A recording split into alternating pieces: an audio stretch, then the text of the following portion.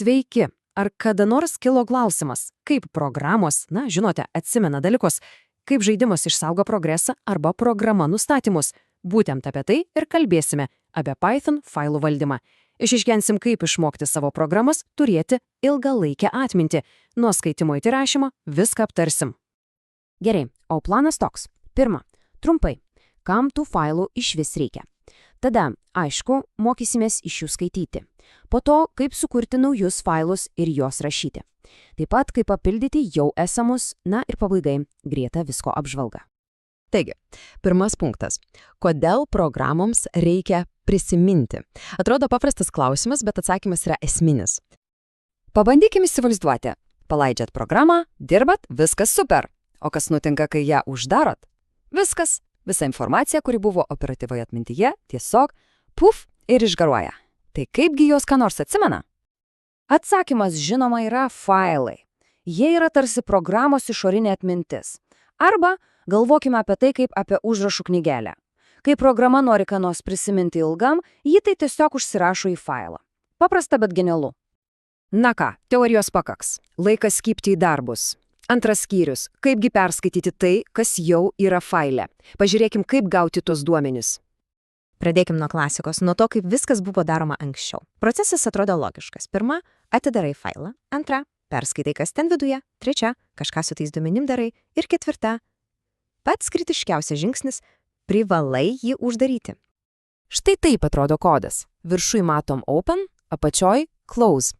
Lyg ir nieko sudėtingo, tiesa. Bet va čia ir slypi didžiausia bėda. Užtenka pamiršti tą vieną įtilę close eilutę ir viskas. Failas lieka atidarytas, gali atsirasti duomenų pažeidimų, programa gali pradėti elgtis keistai, žodžiu, didelis galvos skausmas. Bet laimė yra kur kas geresnis, saugesnis būdas. Tikrai. Pažiūrėkite šį palyginimą. Kairėje tas senas rankinis būdas. Dešinėje modernus ir protingas sprendimas su with sakiniu. Ir kuo jis toks geras? Ogi tuo, kad with open pats pasirūpina failų uždarimu. Visada. Net jeigu programoje įvyks klaida, jis vis tiek tvarkingai uždarys failą. Tai tarsi turėti asistentą, kuris niekada nieko nepamiršta. Kodas ne tik saugesnis, bet ir daug aiškesnis. Ir čia kalbame ne apie kažkokią teoriją. Būtent taip jūsų mėgstamiausias žaidimas įkelia išsaugotą lygį. Arba taip, programa, kurią ką tik paleidot, nusiskaito visus savo nustatymus. Tai vyksta visur. Gerai, skaityti jau mokam, o dabar smagioji dalis – kūryba. Trečias skyrius – kaip pačiai programai sukurti failą ir į jį ką nors įrašyti. Tam mums reikės rašymo režimo, arba tiesiog V.